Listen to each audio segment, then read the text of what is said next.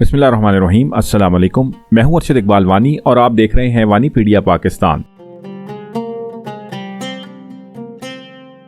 Last episode में हम नक्याल बाजार से सफ़र करते हुए करेला के रेस्ट हाउस तक पहुंचे थे।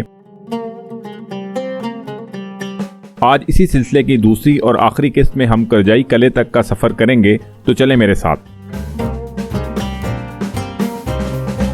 तो इस वक्त हम मंडेतर पहुँचे हैं। तकरीबन अभी करजाई किला थोड़ा दूर है, 10 किलोमीटर है।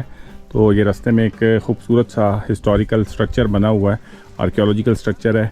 और इस पूरे इलाके में ये छोटी छोटी बाउलियाँ बनाई गई थी पानी को जो है वो महफूज करने के लिए। यहाँ पर चश्मे थे और ताकि जो है वो मेन जो डस्ट वगैरह है और इससे महफूज रखा जा सके।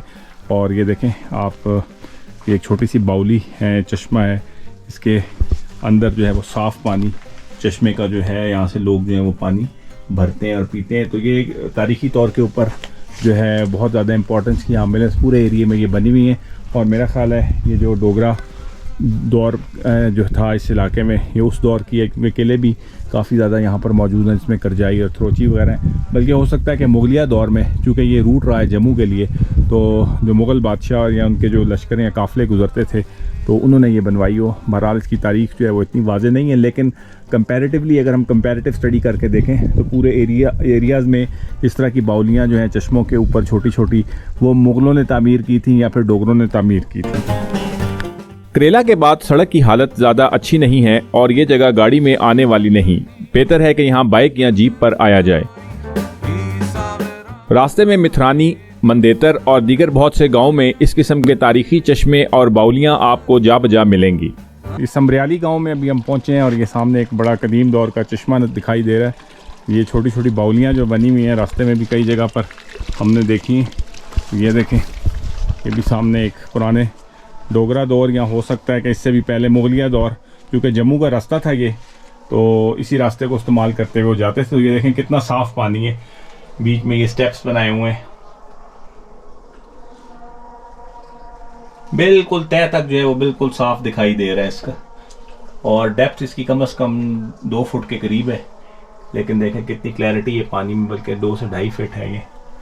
और ये बर्तन रखने के लिए दीवारों में जो है वो जगह भी बनी हुई है पानी कि उसके लिए सैंडस्टोन से इसकी तामीर की गई है पुराने दौर के।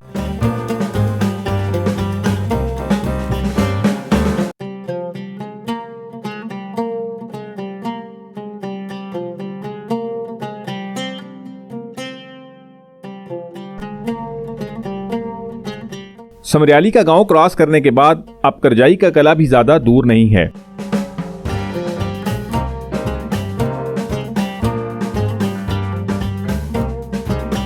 सड़क की हालत भी अब बनिस्बत बेहतर हो गई है, वरना करेला के बाद तो मंदेतर, मथरानी और समरियाली में सड़क बेहद खराब थी।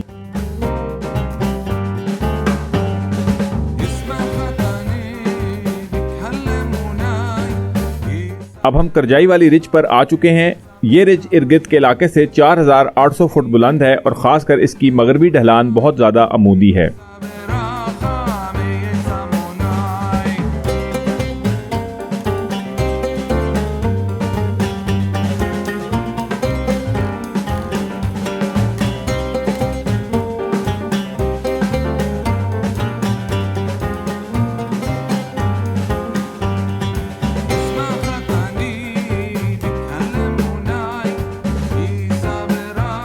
बाएं जानिब अब हमें नीचे वादी बना और कोयरटा का शहर दिखाई दे रहा है।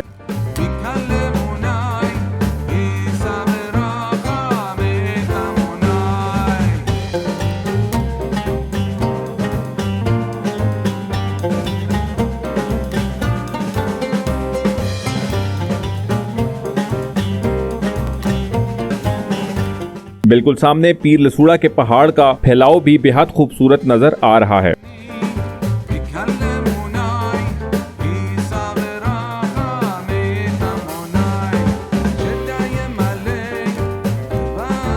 आज सुबह मैंने अपना सफ़र इसी रिज के पीछे से शुरू किया था और कई गांव घूमता घुमाता 32 किलोमीटर का फासला तय करने के बाद मैं अब करजाई पहुंचा हूं।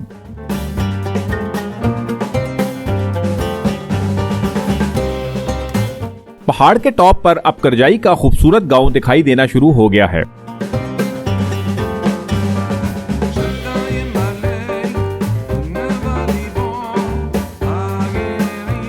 सामने अमूदी टीले पर करजाई का कला है, जहां इंशाल्लाह कुछ ही देर में हम पहुंच जाएंगे।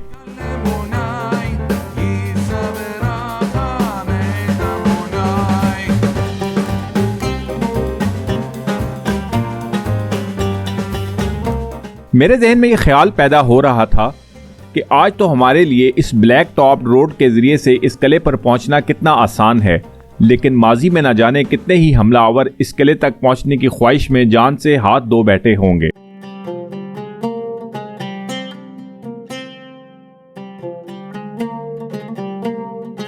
माजी में इस किले को तामीर करने वालों ने इसकी तामीर इंतहाई अहम स्ट्रेटेजिक पॉइंट पर की थी, जिसकी तस्खीर तकरीबन नामुमकिन थी।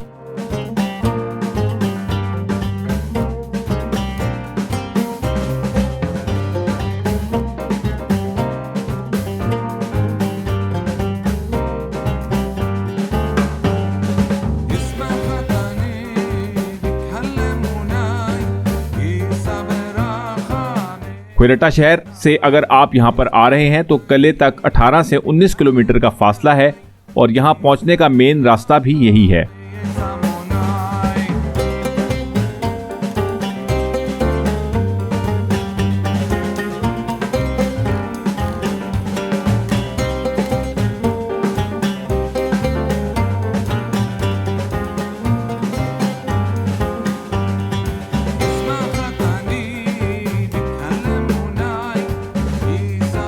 तो ले जी, करजाई का तारीखी कला अब अपनी पूरी आबोताब के साथ हमारे सामने जलवागर है।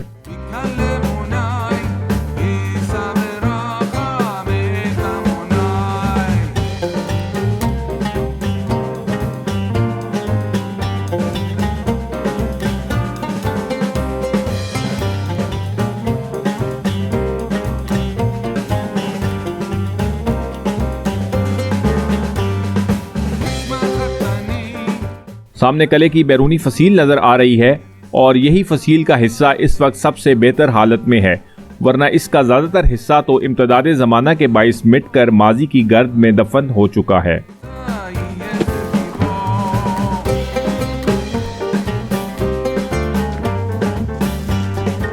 तो ये है जी किले में दाखिले का मेन दरवाज़ा, जहाँ से आप किले के अंदर जो है वो एंटर होते हैं। तो आए आपको आगे चलकर दिखाते हैं।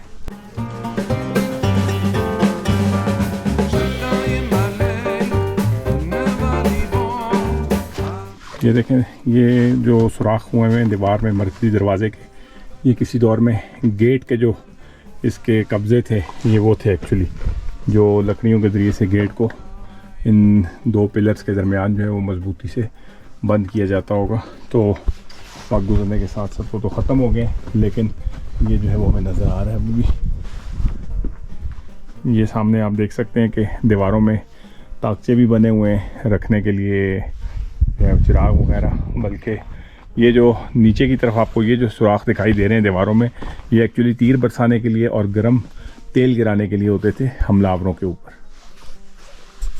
तो ये देखें, फसील के ऊपर जाने के लिए ये छोटी सी सीढ़ियाँ बनाई गई हैं, जिसके ज़रिए से लोग ऊपर जो है वो जाते थे और जो मुहाफ़िज़ थे इस किले के, वो यहाँ पर खड़े होकर यहाँ से जो है वो नीचे दुश्मनों पर नज़र रखते थे। और साथ ही ये देखेंगे सुराख जो बने, इनसे गर्म तेल और तीर जो है वो दुश्मनों पर बरसाए जाते थे।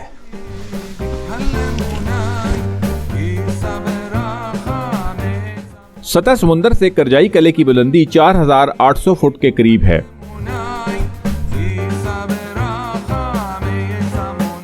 ये किला तकरीबन एक बुलंद पहाड़ी की चोटी पर 5 एकड़ के रकबे पर मुहित है। इसकी दीवारों की कुल लंबाई तकरीबन 0.6 किलोमीटर बनती है, जिसको ज्यादातर मुकामी पत्थरों के ब्लॉक्स बनाकर तामीर किया गया है। किले के 3 अतराफ में अमूदी ढलाने मौजूद हैं, जिन पर चढ़कर किसी भी हमला आवर के लिए इसको तस्खीर करना तकरीबन नामुमकिन था। किले की तामीर का बुनियादी मकसद भी यही था कि पंजाब और KPK की तरफ से आने वाले हमला आवरों को जम्मू और कश्मीर की तरफ पेशकदमी से रोका जा सके।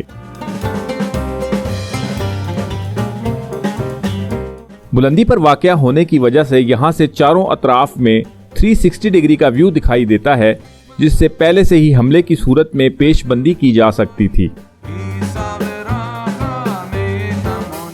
तो ये करजाई किले से सामने जो है वो खोयरट्टा शहर का व्यू नज़र आता है, पूरी वैली नज़र आती है। वादी बना भी इसको कहा जाता है कि पीछे जो दिखाई दे रही है आपको, लेकिन चूँकि अभी मौसम इतना साफ़ नहीं है, थोड़ी सी फॉग सी है, हेज़ सी है, तो और धूप सामने से चूँकि पड़ रही है, तो इस वजह से आपको क्लियर जो है वो दिखाई नहीं दे रहा शहर का व्यू। वरना यहाँ से जो नाला गुजर रहा है खोयरट्टा वाला, इसका मेंडर बहुत खूबसूरत जो है वो नज़र आ रहा है। मुगल बादशाह हुमायूं के बाद इसका बेटा जलालुद्दीन अकबर जब तख्त नशीन हुआ तो इसने सरहदी इलाकों की हिफाजत के पेश नज़र मुख्तलिफ इलाकों में कई कलों की तामीर का हुक्म जारी किया। इसी सिलसिले की एक कड़ी करजाई का कला भी था, जिसका मकसद ये था कि जम्मू और कश्मीर के इलाकों को हमला आवरों से महफूज रखा जा सके। 1586 में कश्मीर का सारा इलाका जब अकबर के ज़ेरे नगी आया तो इसी दौर में इस किले की तामीर भी की गई। यानी आज इस किले की तामीर को तकरीबन 437 साल का अरसा गुजर चुका है। 1586 में ही कश्मीर का कंट्रोल हासिल करने के बाद अकबर ने इसको सूबा काबुल का एक हिस्सा बना दिया था। 1752 में कश्मीर मुगलों के हाथों से निकल गया और अफगानी बादशाह अहमद शाह दुरानी ने कश्मीर का कंट्रोल संभाल लिया और 1762 तक दुरानी कश्मीर में अपनी शिकस्त के वक्त तक इस किले का कंट्रोल भी संभालते रहे। कश्मीर पर 4 सदियों की मुसलमानों की हुक्मरानी के बाद 1819 में महाराजा रंजीत सिंह की कमान में कश्मीर सिखों के ज़ेरे नगी चला गया और इस तरह करजाई किले पर भी सिख काबिज हो गए।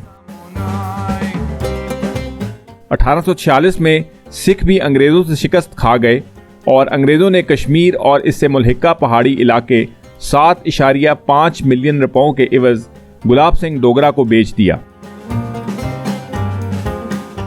इस तरह 1846 से 1847 तक कश्मीर और करजाई का ये किला डोगरा हुक्मरानों के पास रहा। बरसगीर पाक व हिंद की तकसीम के बाद करजाई का ये किला आज़ाद कश्मीर में आ गया। करजाई किले की ही लाइन ऑफ साइट में और भी बहुत से किले मौजूद हैं जिनसे स्मोक सिग्नल देकर दुश्मन के हमले से बाखबर रखा जाता था। इन किलों में गुलपुर, बुरजन, रामकोट, मंगला, भुरंड, आइनपान और बारल ज़्यादा अहम हैं जो आज़ाद कश्मीर में आते हैं, जबकि मकबूजा कश्मीर में जम्मू वाली साइड पर करजाई के सामने जो अहम किले हैं इनमें धानीधर, चिंगुस, मंगला देवी और रजौरी किले ज़्यादा अहम हैं। ये स्टेप पॉन्ड बना हुआ है, देखें, बारिश के पानी को स्टोर करने के लिए। ये नीचे स्टेप्स जा रहे हैं और फिर यहाँ पर ही किले में कई जगह पर इन्होंने स्टोरेज के टैंक्स बनाए हुए थे फायर क्ले ब्रिक्स के, ताकि पानी को जो है वो सेव रखा जा सके और अगर कई दिन भी किले का मुहासरा हो तो पानी की सप्लाई जो है वो किले के अंदर ही मौजूद हो।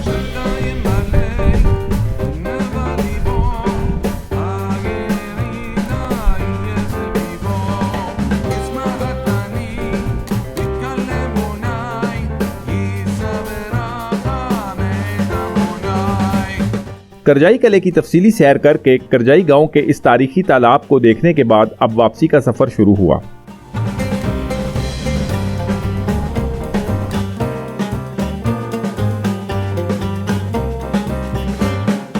वापसी के लिए हमने एक और दूसरे रास्ते का इंतखाब किया जो खोयरट्टा और कोटली के दरमियान से रिज पर से गुजरता है और बेइंतहा खूबसूरत है।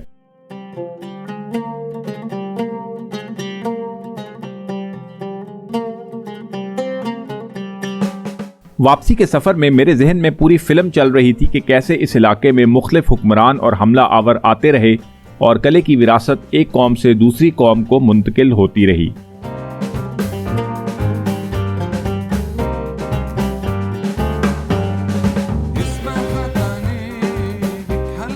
करजाई किले की ये इमारत अपनी ज़ुबान हाल से चीख चीख करके पैगाम दे रही है कि अरूज हमेशा किसी एक कौम या एक फ़र्द के पास नहीं रहता।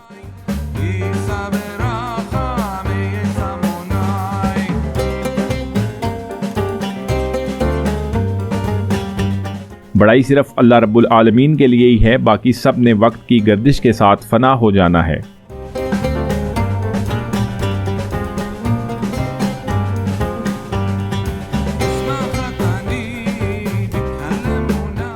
एक और अहम चीज़ मुझे यहाँ देखने को मिली वो आज़ाद कश्मीर के महकमा आसार कदीमा की बेतवज्जही है।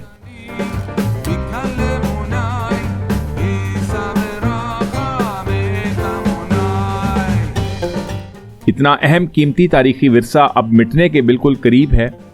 अगर इसकी मुनासिब देखभाल ना की गई तो आने वाली नस्लों को पता भी नहीं चलेगा कि इस इलाके में माजी की इतनी अहम और शानदार यादगार मौजूद थी।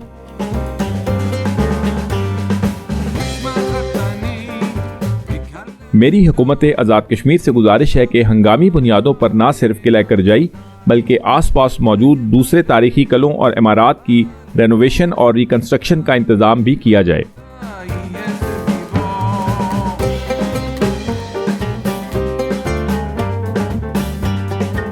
इससे न सिर्फ यहाँ सयाहत को फ़रोग़ हासिल होगा बल्कि इलाके की मईशत पर भी मस्बत असरात मुरत्तब होंगे। तो आखिर में इन्हीं अल्फाज के साथ मैं आपसे इजाज़त चाहता हूँ। हौसला अफजाई के लिए चैनल को सब्सक्राइब और वीडियो को लाइक और शेयर ज़रूर करें। अपना ख्याल रखिएगा। Stay safe. अल्लाह हाफिज़। फ़ी अमान अल्लाह। अस्सलामु अलैकुम।